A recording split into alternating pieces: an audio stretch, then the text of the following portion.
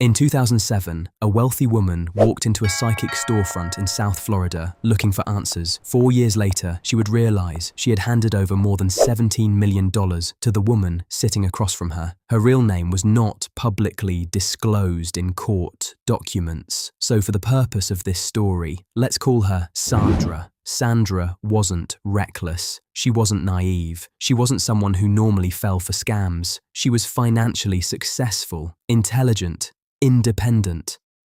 But at the time, she was going through something deeply personal: emotional stress, relationship strain, uncertainty about her future.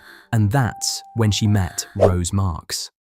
Now, Rose wasn't operating out of some sketchy roadside tent. Her business looked legitimate. A professional storefront, spiritual decor, soft lighting, candles burning slowly in the background. The atmosphere felt calming, almost therapeutic. Sandra sat down for what she thought would be a harmless reading, but Rose wasn't just observing her spiritually, she was studying her psychologically. She listened closely as Sandra spoke about her worries, her fears, and her desire for clarity. And then the tone of the room changed. Rose leaned forward and told her something unsettling. There was a dark energy surrounding her, a curse. Not just bad luck, not just anxiety, a spiritual force. According to Rose, this curse could affect Sandra's relationships, her finances, even her health. Now imagine hearing that when you're already vulnerable. It plants fear, and fear opens doors. Rose told Sandra she could remove the curse. But it wouldn't be simple. It would require spiritual materials, time, powerful rituals, and money. At first, it was only a few $1,000s, manageable. Sandra paid. Rose performed a ritual. Candles burned. Prayers were whispered. The room filled with tension and drama. But when Sandra returned for follow-up sessions, Rose had new information. The curse was stronger than expected, deeper than expected, more dangerous than expected. And that's when things began to escalate. Rose started telling Sandra that in order to properly cleanse the curse, large sums of money had to be physically handed over. The money would be spiritually purified. It would be prayed over, cleansed, protected, and then returned. At least, that's what Sandra believed. Between 2007 and 2011, Sandra began withdrawing enormous amounts of money from her bank accounts, sometimes cash, sometimes cashier's checks, sometimes wire transfers. Each time, Rose assured her the money would be returned once the spiritual work was complete. But the work was never complete. There was always another ritual, another warning, another spiritual emergency. Rose also gave Sandra a very specific instruction. She told her that if she spoke to anyone about the curse or the rituals, the protection would break. The negative forces would return stronger than before. That instruction created isolation. Sandra didn't tell friends, she didn't tell family, she didn't tell financial advisors. She kept everything secret. Meanwhile, behind the scenes, Rose Marks and members of her family were moving money between bank accounts in Florida and New York. Luxury properties were maintained, expensive cars were purchased, personal bills were paid, all using funds Sandra believed were being spiritually cleansed. Years passed. The amounts grew. Thousands turned into hundreds of thousands. Hundreds of thousands turned into millions. And through it all, Sandra trusted her. That's the part people struggle to understand. How could someone give away that much money? But manipulation rarely happens all at once. It happens slowly, strategically, layer by layer. By the time Sandra began questioning things, she was already deeply entangled. And what she was about to discover would change everything. After years of rituals and warnings, something finally shifted. Sandra started asking questions. The curse was supposedly still active. The spiritual cleansing was supposedly still ongoing. And yet, the money had never been returned. So she began reviewing her financial records.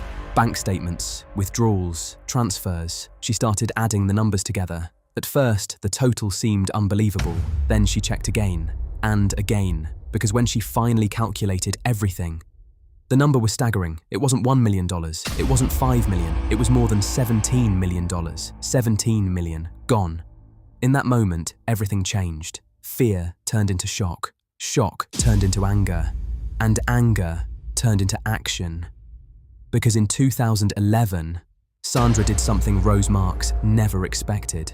She went to federal authorities. When Sandra walked into federal offices that year, she wasn't reporting a simple misunderstanding.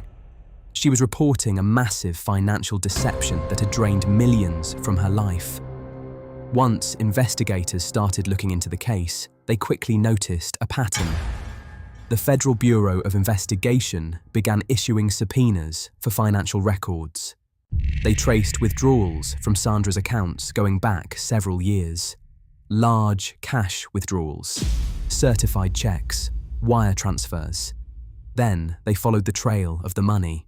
Accounts connected to Rose Marks. Accounts connected to members of her family. Transfers moving between Florida and New York.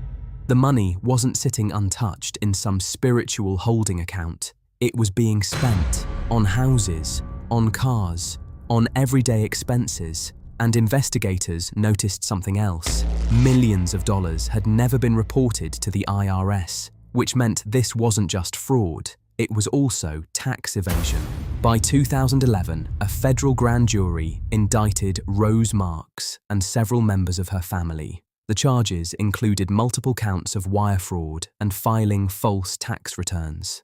The psychic storefront that once promised protection and healing was now the center of a federal criminal case. The trial began in 2013 in federal court in Florida. This was no longer about spiritual beliefs, it was about evidence. Financial records were presented to the jury. Prosecutors walked through the timeline from 2007 to 2011, showing exactly how Sandra's money moved, millions withdrawn, millions transferred, millions spent. Sandra took the stand and told her story. She explained how it started small, how the warnings about curses grew more serious over time, how she had been told the money would be returned once the cleansing rituals were complete. She described the fear, the secrecy, the belief that if she spoke about it something terrible would happen. The defense argued that the money had been given as gifts, but prosecutors pointed to the promises that the money would be returned, and gifts don't come with guarantees. The jury had to decide whether this was protected spiritual practice or calculated deception. After deliberation, the jury reached a verdict. In 2013, Rose Marks was found guilty on multiple counts of wire fraud and filing false tax returns. At sentencing, the judge addressed the scale of the crime. More than $17 million taken from a single victim, years of sustained psychological manipulation, a scheme built on fear. The court sentenced Rose Marks to 10 years in federal prison. The psychic who claimed to see the future never saw the investigation coming, and the curse that cost Sandra $17 million was never real.